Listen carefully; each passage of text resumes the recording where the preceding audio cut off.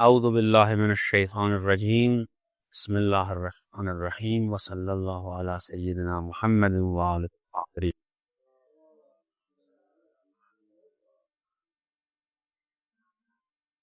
إن أصحاب الجنة اليوم في شغل فاكهون هم وأزواجهم في ظلال على الأرائك متكئون لهم فيها فاكهة ولكم ما يدعون سلام قولا من رب رحيم. Okay, these are a few verses which are mentioned as a kind of parenthesis between the calamity which is recalling the people of Jahannam.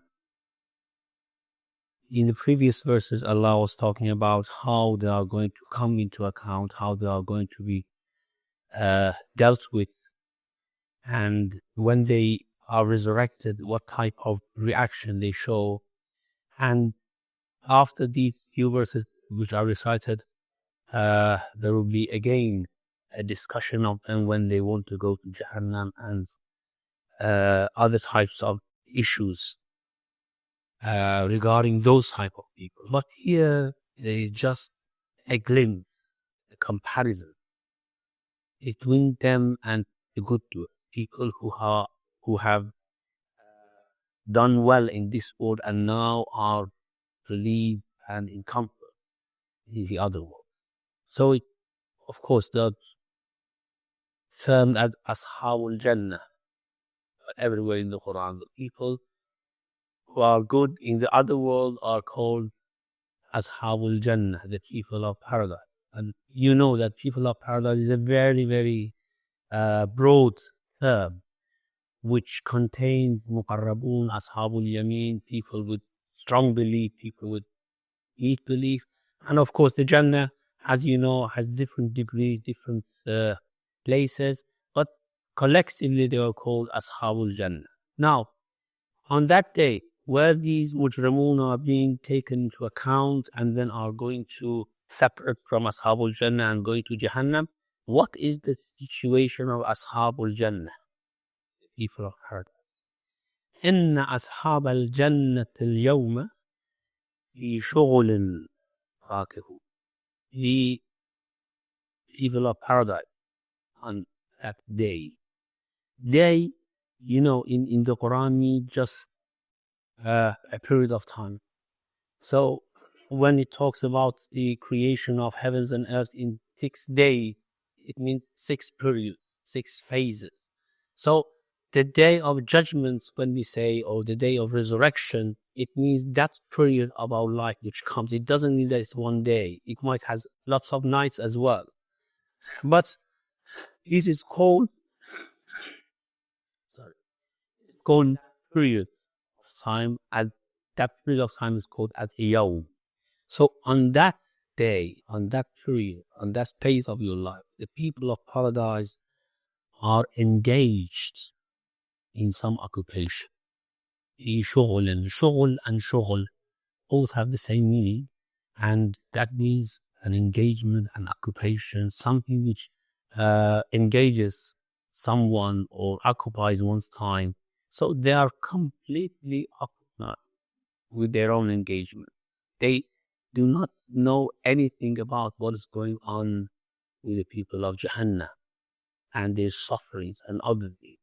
They are in those shughul, but usually when someone is occupied, when someone is engaged, this means they are in hardship, they are in suffering. But here, of course, there's an explanation. They have no suffering. That occupation is a very, very pleasurable, enjoyable type of occupation. Now, fakih has got 2 meanings.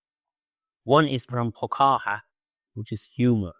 So fakih is someone who talks humorously, who talks in a humorous way, for example, telling jokes and other things. This is one meaning.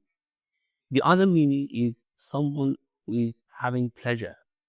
Fakih means someone with ladha, from talazzuz and tamattu. This is fakih. And both meanings are mentioned in the Quran, are used in the Quran actually, as someone who jokes or uses humorous language, and someone who is in rejoice and pleasure. In Surah Al-Muttaffifin, for example, there is a statement about when the kuffar encounter mu'minun, and they see them, they make joke about them, and when they go back to their home, they start gossiping about them, making jokes about them. وَإِذَا انْقَلَبُوا إِلَىٰ أَهْلِهِمُ انْقَلَبُوا فَكِهِينَ. When they go back, because when they see the mu'minun, they start signaling at each other, look at them, they are those silly people who have believed in the Prophet. And when they go back to their home, they start making jokes about them. وَإِذَا انْقَلَبُوا إِلَىٰ أَهْلِهِمُ انْقَلَبُوا فَكِهِينَ. So this is the meaning which is used in the Quran as humor, joking, or fakih. The other meaning, of course, is having pleasure, and this is as well used in the Quran. For example, in Surah Tur, we have this verse about the mu'minun, the believers on the day of judgment. فَاكِهِينَ بِمَا آتَاهُمْ رَبُّهُمْ. They are rejoicing from what their Lord had given to them. Now, in this surah, what does this mean? إِنَّ أَصْحَابَ الْجَنَّةِ الْيَوْمَ فِي شُغُلٍ فَاكِهُونَ. They are in their own engagements and occupations, and they are fakih. Well, it can take both meanings. The first meaning, they are having pleasure, they are rejoicing with their own engagements. The second is they are talking so humorously. That's because the ni'mah is so great that they cannot help themselves, talking in a humorous way, rejoicing from what they say. And of course, then you might say, well, this means that they made jokes in Jannah, or being humorous, meaning that you talk in a vain mood. But we will talk about this when we come to the verse Salamun qawlan min Rabbir Rahim. There is one good meaning for this. Of course, they don't make jokes, because joke is laghwa. La yasma'una fiha laghwan wa la ta'thima. There is no laghw, no ta'thim in Jannah. But there is one other meaning for it. The thing of which they talk to each other, the news of their experiences that they reveal to each other is so rejoicing that when they talk, they cannot help themselves smiling. And the smile inadvertently comes to their face when they talk to each other, because the type of what every person experienced in Jannah is different. There was this discussion once that, well, if people of Jannah are engaged in those occupations, and they are in their own occupations and engagements. Now, there are two types of engagements for people of Jannah. One is physical engagements, having their own lives and roots and their own palaces, their own huris, and all these things that people of Jannah have. Well, this is a physical engagement they have. And they have a spiritual engagement. And that is when they receive manifestations of the Lord every day. And of course, they need a physical preparation for it. That's why they drink from the wine of Jannah, so that they are elated somehow to be prepared to receive those very, very high manifestations of Allah subhanahu wa ta'ala. So if they are engaged in such things, then why do they come around each other and start talking to each other and sit with each other? Why they have a social life? When you are very much engaged and enjoying your own life, you usually don't need other people. You don't go to other people. They don't come to each other, talking, speaking with each other. But we know that in Jannah, one of the pleasures of Jannah is that social life that the people of Jannah have. They come together, they sit with each other. There are some sort of gathering in which there are thrones put in front of each other, and they sit opposite each other, ikhwanan ala sururin mutaqabilin, and all these things that we have. And they talk about this world, with each other. They talk about that world. They talk about their own worlds in Jannah. So if they are so engaged with their shoal, with their engagement, إن أصحاب الجنة اليوم في شغل فاكهون, why they come together and talk to each other? And what's the purpose of this? And what is the pleasure of this? When we come together, it is, I mean, in this world, when we come together, when we go to each other's houses, visit each other, well, there are a few purposes in this. First of all, there is an affection between us, for example, if we are relatives and other things. Secondly, we need each other's advice. We need each other's. We need the communication. Actually, a psychological need is there. All this communication. All these things, do they exist in Jannah as well? Apparently, yes. The affection, the type of relative affection, for example, father and son, mother and children, they all exist in Jannah as well. And that's why it's a stress in the Quran several times that hum wa azwajuhum or alhaqna bihim zurriyatahum, their children will go with them. If they are, of course, of the same heart, they live in the same place, they go and visit each other. So there is this psychological need still in Jannah. And this is something which actually develops our spiritual states. And if we want to understand God, to gain the knowledge of God in the deepest sense, we have to develop these affections here and there as well. In one thing. The other thing, well, when we get together here, what do we talk about? Of course, put aside that psychological need that we have. But when we get together here, what do we talk about? Well, we have some problems. Of course, we talk about our problems, but in Jannah, there's no problem. But hopefully, we have security. But, well, as far as we are informed, there's no problem in Jannah. So we have no problem. We cannot talk about our problem.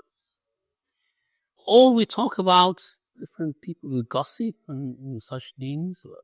We don't gossip in Jannah, of course. Or we make jokes, because we need humorous types of talk, because it gives us enjoyment, rejoice. But in Jannah, we cannot have that as well. So what do we talk about when we get together in Jannah? And that type of states which it brings for us. Now, what we can say, still, I mean, talking needs a purpose. There should be something behind it. It cannot come out of nothing. And that talk in Jannah is probably due to the different experiences that we have from Allah subhanahu wa ta'ala. And we want to talk about each other. Each one of us has a different experience of Allah subhanahu wa ta'ala, because Allah is infinite. And each one of us is just like a jug, like a container, which can contain the knowledge of Allah subhanahu wa ta'ala according to its own shape and countenance and capacity and all these things. And when the experience of Allah subhanahu wa ta'ala come inside us, it takes a shape which is different from others experiences. And when people of Jannah talk to each other about these, they rejoice when they hear different aspects and manifestations of Allah subhanahu wa ta'ala. Maybe it is a possibility.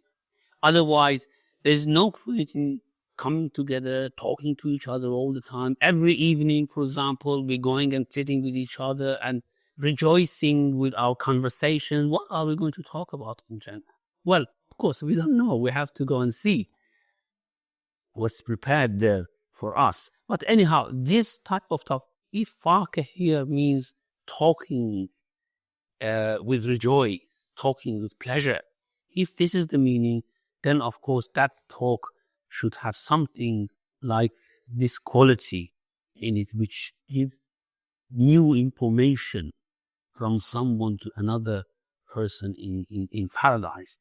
the type of diversity that we see in this world among the human beings, areas of Allah subhanahu wa ta'ala, through the psychology of people and all these things, we can be sure that in paradise, this diversity is further diverse.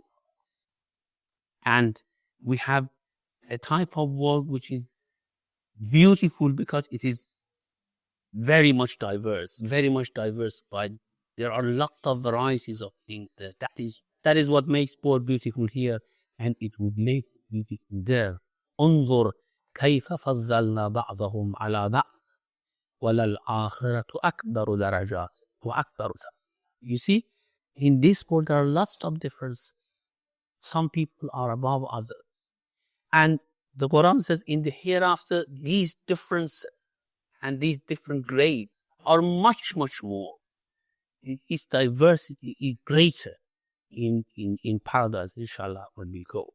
Okay, then he says, Hum wa azwajuhum fi dhilalin ala al-ara'iki muttaki'un. And they and their wives shall be in shades, reclining on raised couches. Now, azwajuhum here might again take two meanings, because zawj, one meaning of zawj is spouse. The other meaning of zawj is a similar group. So, احشروا الذين ظلموا وأزواجهم فرزاق. In the Quran we have those who have wronged themselves and those who are like them. Here azwajuhum means and those who are like them. Take them, gather them, and take them to Jahannam. Now, in paradise, of course, this meaning might be the case in some places where azwaj is mentioned in paradise, but usually it is used as spouses. So they and their spouses, whether their wives or their husbands, fi dhilalin, they are in shades, ala al-ara'ik muttaqi. They are, of course, everything is luxurious in Jannah. Everything is made in a luxurious way. And why this is the case, we have to go and see, inshallah. So whatever we do, whatever we eat, whatever we wear, the clothing, is all full of luxury, full of grandeur. So, of course, on high couches, they recline with their, of course, azwaj, and they either talk to each other or they are engaged themselves with the rejoices of Allah subhanahu wa ta'ala, fi dhilalin, in the shades. Of course, probably there's no shade in Jannah because there's no sun, heat, which need something to put a shade over you from. There are some explanations of this. In Jahannam, there is a shade, there is a dhil, of course. And that shade is mentioned in Surah Waqa, if you remember. That's, they are in Samum, not in Surah Waqa, sorry. In other surah, I don't remember now in which surah it is, but it is said, no, it's Surah Waqa, وَذِلٍّ مِّن يَحْمُومٍ, sorry. In Surah Waqa, وَذِلٍّ مِّن يَحْمُومٍ. There is something which covers Jahannam, and that is a kind of cloud or smoke. But that shade which covers it, of course, it doesn't cover it from sun or heat, because it tells that shade itself gives heat. وَذِلٍّ مِّن يَحْمُومٍ لَا بَارِدٍ وَلَا كَرِيمٍ وَأَصْحَابُ الشِّمَالِ مَا أَصْحَابُ الشِّمَالِ فِي سَمُومٍ. In a very, very hot weather. This is the weather of Jahannam, of course. فِي سَمُومٍ وَحَمِيمٍ. And of course, the rivers which flow in Jahannam, the springs that come out of the earth of Jahannam, all of these are hot. I mean, in hot weather and hot water. Now, you imagine, usually when there are this springs of hot water here on this earth, they are placed in very, very cool locations, isn't it? And people go on those cool locations. I have the pleasure of having hot water. But in Jahannam, hot weather, hot water. So fi samumin wa hamim. Wa dhillin, and shade. There is a shade. But that shade is not a white cloth that covers Jahannam or something. They can go and cover themselves from, protect themselves from the heat of sun. But it is dhillin min yahmum. It's from black smoke. It makes the whole atmosphere of Jahannam dark. So you don't go to Jahannam, inshallah, but you can imagine how it is. It's a very, very dark place. And dark place brings dark psychology, isn't it? And when you all the time live in a dark place, you are always dull. You are always in a bad mood. So, of course, it's the shade, but la baridin. Like, it doesn't give any cool to them, any good weather, and it is not beneficial at all. It is that type of dhil, which is in Jahannam, which covers the whole Jahannam. But in Jannah, of course, there is mentioned in Hadith that in Jannah, the weather is always like the weather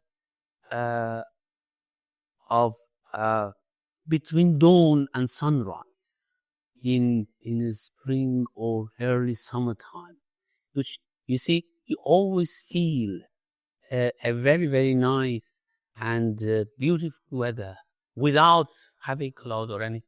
You might see a very, very nice sky, but you feel that you are under some shade. You feel that you are protected by clothes from the heat of sun. So this might be the meaning of the dhilal. Dhilalin ala al-araiki muttaqi'un lahum fiha fakihatun wa lahum ma yad'un. They shall have fruits therein, and for them is what they aspire for. So the art and Mashiach is different. In paradise, of course, lahum ma yasha'una fiha, whatever they want is there. And here, fakiha, we have to take it as a very, very general meaning. Whatever the fruits of a physical life might be there is for them. Lahum fiha fakiha. But they are not content with this. Well, last week we just made a mention of this. That in Jannah, of course, there is everything for us, but still there is aspiration. Still there is something to desire. Every day, in a fresh and in a unique way, we really want it. And of course, that is given to us, but in a way that still the aspiration remains for it. And that aspiration, lahum fiha fakihatun. The physical thing, of course, we are fully content with physical. Whatever we desire physically is there for us. But there is something, lahum mad. We give them whatever they aspire for as well, whatever they have spiritually, so to speak, they would desire. And what is that aspiration? What is that thing which the people of Jannah all the time, even if they are fully fulfilled with what they want every day, still next day they want, still next day they feel that they are in need of it. And when it is fulfilled again, the next day still they feel that they want it. And it's like a type of aspiration. Well, the aspiration that we have in this world, for example, to become a big person, to become a famous man, to become a wealthy person, to have a very good life, big family, and all these things, these are petty aspirations. They are not aspirations in the true sense. They are illusion. The aspiration that people of Jannah have is a true aspiration. It's something which you cannot imagine at this moment. Of course, some of the mystics just have a taste of it in this world. It's just a taste. It's not the real thing. It's not the real thing that people of Jannah are going to receive. It's just a taste. But it tell us what type of aspiration is that. And what type of aspiration is that? Salamun awlam min Rabbir. Higher salam from their Lord. That their Lord every day open their heart and tell salam, say salam. Give them a greeting. And that greeting, of course, is not just something which is a conventional greeting. It is something real which increases their capacity, increases their whole personality. Now, sometimes you hear about mystics in this world complaining that they have a glimpse of that great being, the creator of this world, that unique being of this world. They have a glimpse of the type of knowledge or the type of experience. Of course, it's different from one mystic to another. But they have this claim and it goes off for a while and they call it forsaken. They think that they are forsaken by Allah subhanahu wa ta'ala for a while. And then again, they have another glimpse of that reality. That is what they call it mystical experiences. And that would elate them to a position that sometimes they go mad and they say, we are God and Al-Haq, and all these foolish issues which they talk about. But of course, some of them, not all of them, but it all gives us the indication that that experience of having a glimpse of the glory of Allah subhanahu wa ta'ala brings human beings to a state that they are on the threshold of becoming mad. They lose themselves. They want to lose themselves. They want to put themselves aside and only look at Allah subhanahu wa ta'ala. This is what they want, isn't it? I mean, even we ordinary human beings, not being mystics, we really want that. We want Allah subhanahu wa ta'ala to give us a glimpse and we leave everything, our world, our family and everything, and go towards it. Because that is utmost pleasure and contentment that a human being can have. Now, that experience might not be an experience accompanied by a greeting from Allah subhanahu wa ta'ala. It might just be an experience, not something which accompanies a greeting from Allah subhanahu wa ta'ala. Now, suppose that comes with kindness, with mercy, with love from the other side, and a greeting saying salam. So what happens to a person? I mean, if just a taste of it comes to us in this world, we would leave everything and go towards Allah subhanahu wa ta'ala and dedicate all our lives to Him. This is what happens every day to the people of Jannah. And this is what they aspire every day. Of course, they are in their physical pleasures, rejoices and everything, but this is not what they want. That is just a life that they have to carry on with. What they want is this. Lahum ma yadda'un, whatever they aspire for, it is there for them as well. What is that? Salamun qawlan bil Rabbir Rahim. It is a salam, a greeting. Of course, greetings are different. Salam is special greeting from Allah subhanahu wa ta'ala. When it comes, it gives security, and that's why it's called salam. It gives a sense of rejoice in one's heart because it knows that the Lord has given him security, and security is actually the utmost ni'mah that we can have in this world, isn't it? Security from from all aspects. So it gives us security, and they feel that salam is a word from min Rabbir Rahim. They feel that the one who's giving them that salam and greeting is their Lord, the Rabb, someone who's sustaining them, and is very, very merciful. I mean, they realize all these things, and if someone realizes it, I mean, what they want to do, it goes hunis and rivers and palaces after they have this type of experience every day. You can see that this is just an indication, but this type of life and this type of rejoice would make all the physical aspects of Jannah for them really meaningless. Something which they, of course, it's ni'mah from Allah, and they feel it's ni'mah from Allah. It's very pleasurable, it's very rejoiceable. But this is what they really aspire for, and they receive it. Salamun qawlan min Rabbir Rahim. Now, about salam, we have to talk in more details, inshallah, next week, because the Jannah is called Darus Salam, isn't it? It's the place of salam or security or greeting or whatever the meaning is, inshallah. And then we have salam from the Lord, from Rabbir Rahim. We have salam of Ahlul Jannah to each other. We have وَالْمَلَائِكَةُ يَدْخُلُونَ عَلَيْهِمْ مِنْ كُلِّ بَابٍ سَلَامٌ عَلَيْكُمْ بِمَا صَبَرْتُمْ. The angels come from every door to them, greet them. Of course, greeting of the angels is by no way comparable to this greeting for which they aspire from their Lord, Rabbir Rahim. Inshallah, next we'll talk about this in more details. Wa sallallahu ala Muhammadin wa ala. Brothers and sisters, well, as you have you may have assumed that Sheikh is not feeling well, so we won't detain him for longer than necessary, but not more than 15 minutes. So, brothers and sisters, can you start with questions? Yeah, can you pass the mic to Frozier, please?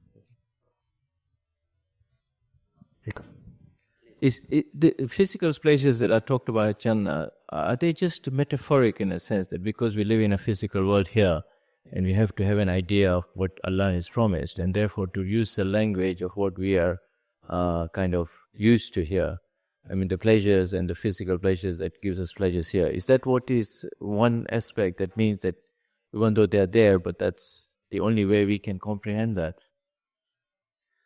Well, by no means, because we have a physical life there. So if we have a physical life, there should be physical sustenance as well. And that physical sustenance should have some quality. And these are the qualities of that physical life which we are going to have in paradise, or people are going to have in Jahannam. So they are not metaphorical. But what I was saying was that in this world, our spiritual life, or for the believers, is much more important than their physical life, isn't it? It's saying in Jannah as well, their spiritual life is much more important and much more enjoyable than their physical life. But everything which is mentioned in the Quran, inshallah, we are going to see. Yeah. Sisters, yeah. No, sister. Okay, any other brothers? Good. Ahmad, there is a mic there. We can take. The question I want to ask is, isn't it that after we die, we go to Jannah, we go back to God? We return back to Him. So in what sense? I mean, here we are describing something different, in the sense that still you are a bit further away from God, even in Jannah. I mean, the way the description is being given. So what is this when we say that when we die, or maybe when we go to the heavens, we go back to Him? Yeah, this is a very, very difficult concept. And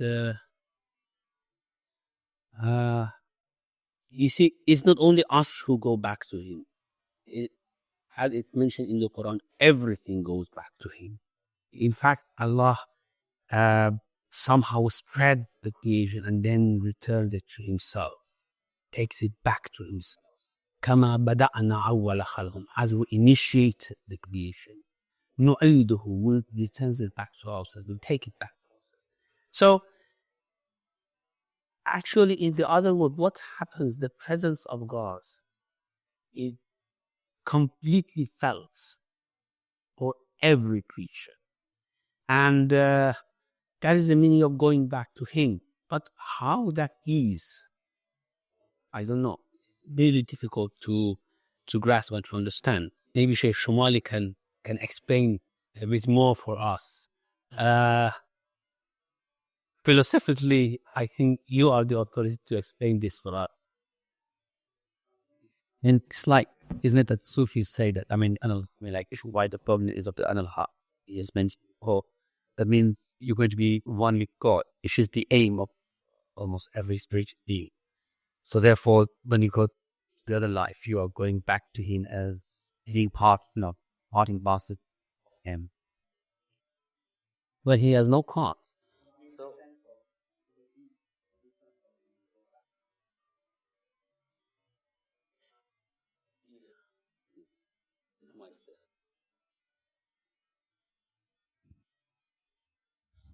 Bismillah ar-Rahman ar-Rahim. One explanation maybe this, I'm not saying 100%. When we are in this world, we have two sort of relation. Allah subhanahu wa ta'ala. One is the divine aspect of our being, which is totally attached to Allah subhanahu wa ta'ala. And in this sense, we are all very near to Allah subhanahu wa ta'ala. The other aspect of our relation is the, I could say, the limited aspect of our being, or I could say the particularities which are given to us. And in this sense, we are far from Allah subhanahu wa ta'ala. So every being in this world has these two aspects, the divine aspect and the particular or the personal or individual aspects. Allah subhanahu wa ta'ala is near to all of us. But in this world, we may be very far from Him. So in the Quran, Allah always emphasizes that He is very close to us. But He never says that you are all close to me. Because when He refers to us as you, so it refers to our limited aspect. But in heaven, our reality, our, would say, true and genuine reality manifests and will be dominant. And that is our divine aspect. So these limited selves and these particularities will be there, will not vanish. But that will not take control and will not supersede the other aspect. So in heaven, we also will be close to Him as He's close to us.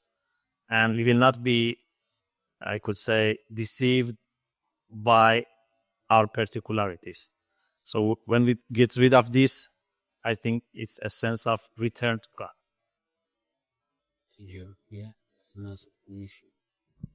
Do you want to add to this, or I'll have to ask the ladies first? Then it's Manzoor that he wanted. Okay. Any sisters?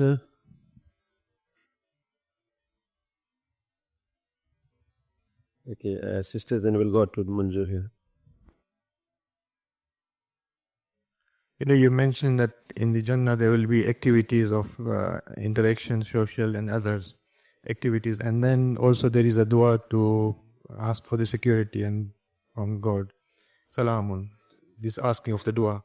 With these activities and this dua, is there a concept of progressions? For example, you are at one level in Jannah, but because of your activities and your dua, you can be promoted to a different level in Jannah. Is there any concept like that?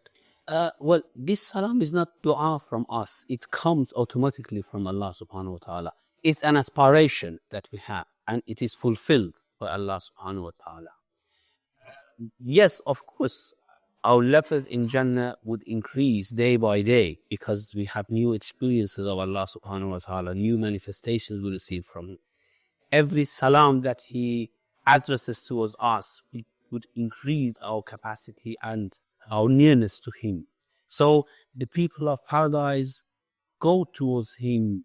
As I said last time, when we enter paradise, that's the beginning of our take-off towards Allah subhanahu wa ta'ala in the real sense. Now, for example, when a plane wants to take off, it taxis on the airport tarmac for a while, and then it takes off, isn't it? Now we are taxied here, and on the day of resurrection, we are taxiing in that final tarmac which we want to accelerate. But when we reach in Jannah, we actually take off towards the last one. But the point is, we all take off together. So we are at different levels, and our different levels would go up together. So we never reach each other. If we are set at a certain level, we are always at that level compared to others. Not compared to ourselves, of course, we move up all the time. But compared to others, we are at the same distance from each other. So we have in some hadith that after 50,000 years, for example, some people in paradise would feel would have the same knowledge that the Prophet had in this world from Allah subhanahu wa ta'ala. Of course, that's the great knowledge that Prophet had in this world from Allah subhanahu wa ta'ala. After 50,000 years of moving up, some people in paradise would gain the same knowledge. But where the Prophet would go, that cannot be imagined by us, because he is also moving up. We are moving up. He is moving up. And that movement is infinite. We move up all the time, day by day. And that's why there is no boredom in Jannah. No one gets bored there. It's a complete move. If we get bored here, it is because we stand still sometimes. In Jannah, there's no such a notion. Everyone is moving towards Allah subhanahu wa ta'ala, and day by day increase. So there's no board. Yes, Dida. Unless, well, I'm not well read, but I seem to remember either reading or listening that in Jannah you're on your own. You don't recognize anyone, any relations. You said quite the opposite today. Well, this is what the Quran says. I mean, وَالَّذِينَ آمَنُوا وَاتَّبَعَتْهُمْ ذُرِّيَّتُهُمْ بِإِيمَانٍ أَلْحَقْنَا بِهِمْ ذُرِّيَّتَهُمْ, for example. We will make the children of those who are good, and the children are good, make them join them in paradise. And also the type of social life which is mentioned in paradise, the conversations which is quoted here in the Quran that goes between some people of the paradise, all indicate that there is a social life which is very, very important in Jannah. I don't know where this type of notion might have come from, but the Quran gives us completely opposite impression of what type of life Jannah would have. So when you asked what sort of things will we talk about, I would love to talk to my grandfather and great-grandfather, how they lived, and I would love to talk to my great-great-great-grandchildren, what was life like in London at that time. That would do that what you would do in Bardakh, inshallah. You don't need to take all this to Jannah.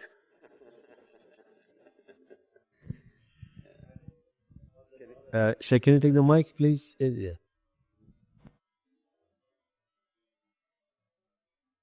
The brother said relates to the Day of Judgment, that everyone is busy with himself. Yeah, that's right. Yeah. So you are not concerned with your brother or father or anyone else. Yeah. Okay, sisters, there is a question on the sister side. Yeah. If the family ties are retained in the next world, if we have somebody we love here, but in the next world you see them in Jahannam, you see them suffering, will it say no as well for Jinn? Not really, because you don't love them then. I mean, the love is a God-centered love there. So if someone is the enemy of God, you would lose love for them completely, and you would hate them. So the criterion of love and hate changes a little bit there. Therefore, if, for example, a close relative of us suffers in Jahannam and we are in Jannah, we hate them as the angels hate, as the prophets hate them, and God hates. Of course, there are some type of intercession for each other, for those whom we love. And if they have, of course, the minimum requirements for being covered by a type of intercession from a relative, from someone else, and above all, of course, by the Ma'sumin alayhi salam. But if that is not there, then instead of love, hate comes for the people of Jahannam. Any other question from Sister Sai? Maybe the last question from the brother's side, if there is any. Seems there is none, so we'll have to close the session. Muhammad wa ala Muhammad sallallahu alaihi wasallam.